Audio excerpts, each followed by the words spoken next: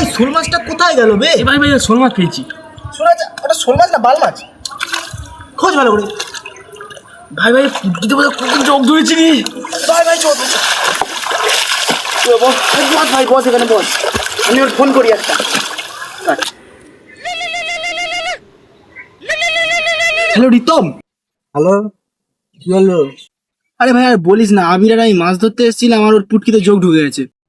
ও যোগ ঢুকে গেছে?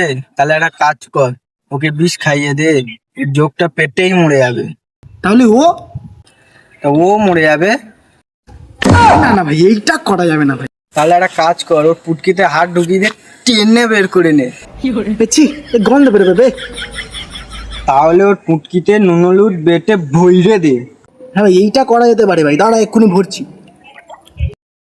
ভাই ভাই ভাই আমার পুরো ওকে ভাই, আমার আর যোগ যোগ বার করতে হবে না, আই এম ফাইন্ড।